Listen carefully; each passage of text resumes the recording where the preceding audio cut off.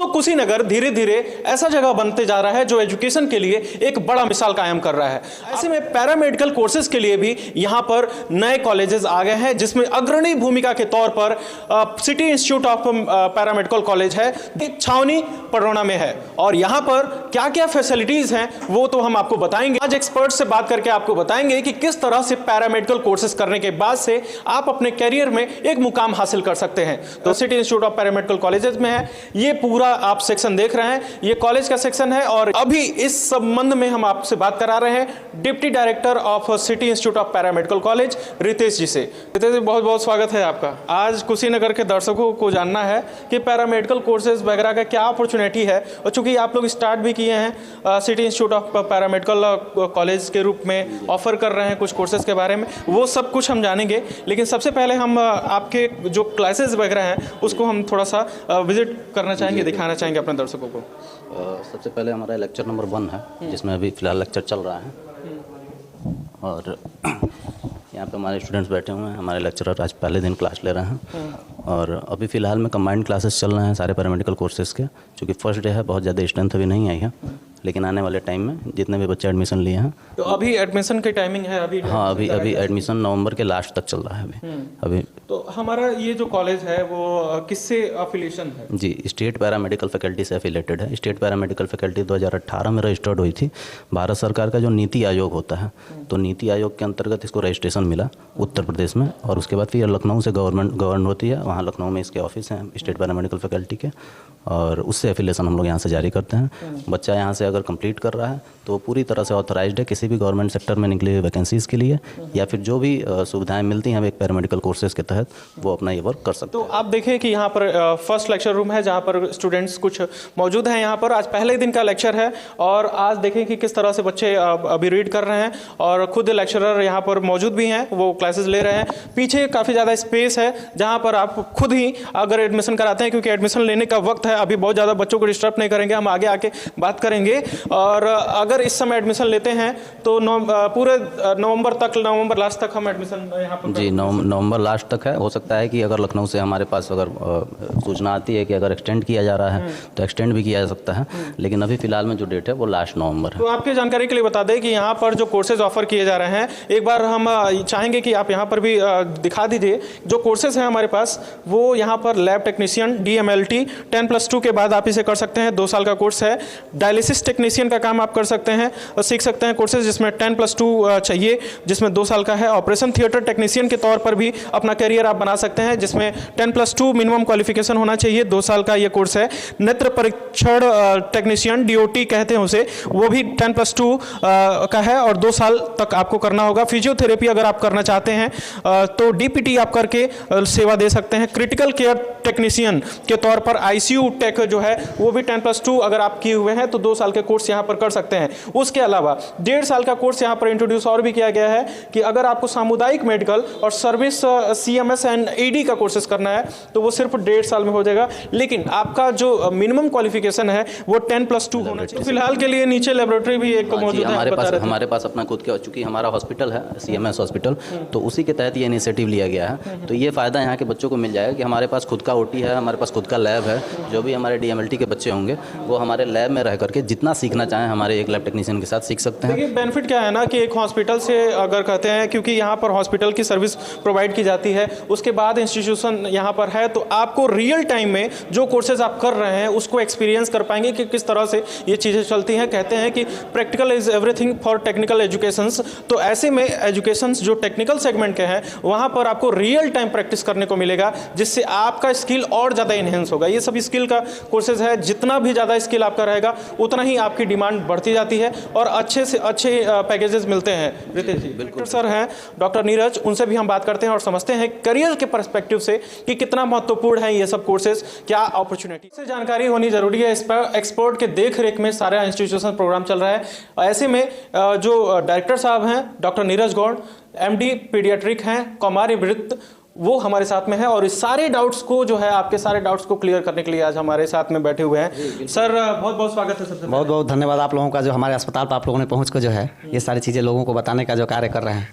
और बहुत महत्वपूर्ण ये है कि आप जो कोर्सेज जो है बाहर बच्चे जाके करते थे, ऑथेंटिकेशन भी नहीं रहता। ये अपने जिला के लिए बहुत कहा एक तरह से कहा जाए बहुत लाभ, जैसे लाभ के मतलब ये है जो बच्चे बाहर पढ़ने जाते थे जिनके लिए बहुत पॉसिबल नहीं हो पाता, जैसे गोरखपुर और दिल्ली और लखनऊ में रह के एक हॉस्टल लेना और फीस पे करना, ये उनके लिए बहुत बड़ी बात हो जाती है। जो हम लोग पूर्वांचल के एक पिछड़े क्षेत्र में रहते हैं, जो हमारे बिहार से सटा हुआ है, यहाँ के बच्चे पढ़ते तो हैं, मेहनत भी करते हैं, लेकिन उनकी रास्ता क्लियर नहीं हो पाता कि मुझे आगे करना क्या है।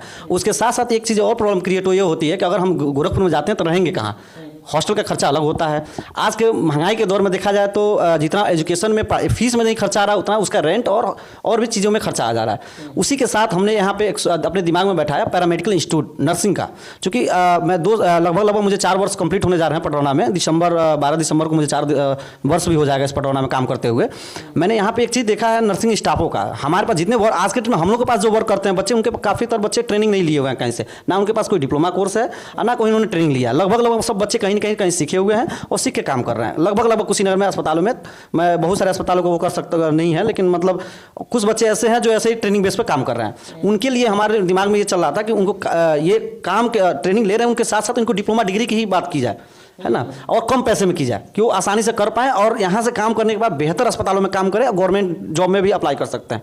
हमारा जो इंस्टीट्यूट है city institute of paramedical college, हम इंस्टीट्यूट जो है यहाँ ओपन करने का मेरा एक मकसद है, जो बच्चे यहाँ से आएँ और पढ़ें और यहीं से ट्रेनिंग करें। क्योंकि ये फैसिलिटी बहुत अच्छी बात है कि ऊपर ट्रेनिंग एजुकेशन है, इंस्टीट्यूट है और नीचे हमारा हॉस्पिटल है, रियल टाइम उनको रियल टाइम। हाँ, और टीचर्स में हमने जो फैकल्टी रखी है वो बहुत अच्छे डॉक्टर्स, उसमें कुछ डॉक्टर्स भी इंक्लूडेड हैं जो पढ़ाएंगे यहाँ पे फैकल्टी में। कुछ मास्टर डिग्री वाले जैसे एम फार्मा जो है किए हुए हैं, बाकी MLT वाले लोग हैं, बहुत सारे ऐसे टीचर्स हमने फैकल्टी में ले रखा है। मेरे ही सब देख रेख में सब कुछ होना है इसको। और यहाँ से मेरा जॉब सपोर्ट भी बच्चों पे रहेगा। जॉब सपोर्ट मतलब जो बच्चा यहाँ से पढ़ के निकलता है, अगर वो बेहतर जगह पे काम करना चाहता है तो मेरा बहुत सारे ऐसे हम लोग का, जैसे गोरखपुर या दिल्ली में कह लीजिए या लखनऊ में कह लीजिए, बहुत सारे ऐसे हॉस्पिटल्स में हैं जो हम असिस्ट के तौर पर भी आप सपोर्ट कर सकते हैं। बच्चा अगर नहीं प्राइवेट करना चाहता तो गवर्नमेंट जॉब में भी, जैसे अभी DMLT की बात करें तो अभी गवर्नमेंट के द्वारा NRHM के द्वारा जॉब आया हुआ है गवर्नमेंट का, संविदा का। तो अगर पास आउट DMLT करके डिप्लोमा इन लैब टेक्नीशियन का कोर्स करता है तो आराम से गवर्नमेंट में भी अप्लाई कर सकता है। हमारा इंस्टीट्यूट जो है स्टेट पैरामेडिकल फैकल्टी लखनऊ से एफिलिएटेड है, जो ऑटोनोमस गवर्नमेंट ऑफ इंडिया के रजिस्टर्ड है। अच्छा, देखिए यूजुअली यही बातें हैं महत्वपूर्ण कि बच्चे कोर्सेज तो कर लेते हैं लेकिन बाद में पता चलता है कि ऐसे इंस्टीट्यूट्स जो यही चीज़ें, जैसे हमने हर जगह वेबसाइट पे भी अपने ऐड कर रखा है और हर जगह हमारा लिखने का यही मकसद है कि देखिए, मैंने सबसे पहले अपने इंस्टीट्यूट के नाम उसके जस्ट नीचे मैं लिखता हूँ स्टेट पैरामेडिकल लखनऊ से संबद्ध। संबद्ध का मतलब ये होता है कि डायरेक्ट हमको अफिलिएशन यहाँ मिला हुआ है, हमको मान्यता मिला हुआ है, ना कि किसी मुझे इंस्टीट्यूट से मिला हुआ है, ये फैकल्टी से मिला हुआ है, ना यूनिवर्सिटी से मिला हुआ है। मुझे डायरेक्ट जो गवर्नमेंट ने गवर्नमेंट से उन लोगों ने पंजीकृत करा रखा है, ऑटोनोमस जिसको हम बोलते हैं, जैसे स्किल इंडिया हो गया, नीति आयोग हो गया, उन चीज़ों से रजिस्टर्ड है। उनसे हमने अफिलिएशन लिया है, डायरेक्ट अफिलिएशन लिया है। इसमें बच्चों को हम खुद पढ़ाएंगे भी, ट्रेनिंग भी कराएंगे और यहाँ से बच्चों को सारी कहीं और भेजना नहीं है, और यहाँ से बच्चों को डिप्लोमा भी देंगे बहुत कम पैसे में, जिससे आप अनुमान नहीं लगा सकते हैं। गोरखपुर में इससे 1.5 गुना फीस की मामला है। यही मेरा नेक्स्ट सवाल था कि और सब बेनिफिट्स पे तो बात हो गई, लेकिन फीस पे थोड़ा सा हम जानना चाहिए। डिफरेंस बड़े शहरों में पहले नंबर ये कर सकते हैं, बच्चा आराम से घर से पढ़ सकता है। लगभग 50, हमको लग रहा है 30 से 40 किलोमीटर रेंज के बच्चा आराम से आके और जाके अपने घर से ये काम पढ़ सकता है और काम भी कर सकता है। उसके साथ साथ ये भी बेनिफिट है उस बच्चे को कि फीस में सिर्फ उसको जो है, एक हम बात करें DMLT की कोर्स के बारे में, जिसका लगभग हर कॉलेजों में फीस 50,000 60,000 से एबव ही है, कम नहीं है। हमने जो हमारा जो फीस है वो स्टेट पैरामेडिकल फैकल्टी ने जो निर्धारित किया है, जैसे 41,125 रुपये पर ईयर, उस फीस को हम लेके चल रहे हैं, ना कि हम अपनी तरफ से कुछ प्लस नहीं किया। अच्छा, ट्यूशन फीस ऐड नहीं? हाँ, ट्यूशन ही फीस है ओनली, बाकी कोई फीस नहीं ले रहा है। एग्जामिनेशन फीस की बात करें तो जो स्टेट पैरामेडिकल फैकल्टी वहाँ से जो है निर्देश करेगा कि आपको 2,000 रुपये लेना है या 3,000 रुपये, उसी फीस के आधार पर हमको चलना है। अपने तरफ से हमने कुछ प्लस नहीं किया, कोई एडमिशन चार्ज तक नहीं ले रहा है। 1,000 रुपये रजिस्ट्रेशन फीस ले रहे हैं, जो कि हर जैसे रजिस्ट्रेशन फीस ले रहे हैं, बच्चा जब एडमिशन कराने आएगा तो अपना रजिस्ट्रेशन करेगा, 1,000 रुपया देगा और अपना जो है अपना आके अपना क्लासेस कर सकता है। अच्छा, फीस को भी 3 से 4 मतलब लगभग ऐसे तो इंस्टीट्यूट वालों ने हम लोगों ने ही मिल के जो है जैसे 2 पार्ट में हमने ईयरली 2 पार्ट में कर रखा है कि आसानी से, जैसे मान लीजिए 40,000 अगर फीस है तो बच्चा 20,000 अभी दे सकता है, 20,000 कुछ दिन के बाद दे सकता है, ऐसे कर सकता है। और भी ऐसे बच्चे हैं जो 20,000 तक नहीं दे सकते, उनके लिए भी ऑप्शन है अपना 10,000 5,000 जब भी उनके पास होता है अपना आके और करें और अपना जो है। अच्छा, यूजुअली क्या है कि ज़िले में आपका एक छवि बना हुआ है कि आप चैरिटी भी बहुत करते हैं, बहुत लोगों को सपोर्ट भी करते हैं। तो हमने शुक्रवार को क्या एक दिन आप जो है कुछ हाँ बृहस्पतिवार के दिन जो है एक दिन हम निःशुल्क, हम तो नहीं चाइल्ड स्पेशल में तो नहीं देखते हैं, लेकिन हमारी मैडम है गायनी में, वो एक दिन फ्री में देखते हैं। ऐसे में हम थोड़ा सा आपसे एक कमिटमेंट चाहेंगे कि जो लड़के परफॉर्म कर रहे हैं उनके स्कॉलरशिप उनको अपने तरफ से कुछ देखिए जैसे मेरा अभी हम लोग इसी चीज़ पे चर्चा भी कर रहे थे कल बैठ के। हम ये चाह रहे हैं जैसे मान लीजिए पहला हमारा बैच है DMLT का, DMLT में अगर हमारे 25 बच्चे हैं, 25 बच्चे में 5 बच्चे ऐसे मेधावी बच्चे को लिया जाएगा जो टॉप करते हैं, जो अच्छे नंबर लाते हैं, उनकी फीस में डिस्काउंट दिया जाएगा। हाँ इतना चलिए, तो आपका भी हम काम कर दिए और 5 स्टूडेंट्स जो जिनका परफॉर्मेंस अच्छा रहेगा उनको सर फाइनेंशियली उसमें जैसे हमारा जो इंस्टीट्यूट है ये एक ट्रस्ट द्वारा भी जुड़ा हुआ है, मानव सेवा वेलफेयर एंड एजुकेशन सोसाइटी के द्वारा, ट्रस्ट के द्वारा जुड़ा हुआ है ये। तो मैं चाहता हूँ कि उसी ट्रस्ट के माध्यम से बच्चों को जो भी बेनिफिट मिल पाए, है ना। जैसे मैंने 5 बच्चों को, जैसे मैंने बताया कि फीस में डिफरेंट किया जाएगा और भी बहुत सारी चीज़ें मैंने बच्चों के साथ करने का मेरा प्लान है, तो ये सब ट्रस्ट के माध्यम से किया जाएगा। बहुत बहुत शुक्रिया ऐसे इनिशिएटिव के लिए और आप सभी का शुक्रिया, और उम्मीद है कि ये जो कन्वर्सेशन है, जो हेल्दी कन्वर्सेशन रहा, वो आपको बेनिफिट देगा। और ऐसे ही अन्य खबरों को देखने के लिए और महत्वपूर्ण जो इस तरह के डिस्कशन है उसको सुनने के लिए हमारे चैनल को फॉलो करना ना भूलें। मुझे इजाज़त दीजिए, फिर आएंगे किसी खास खबर के साथ। जय हिंद।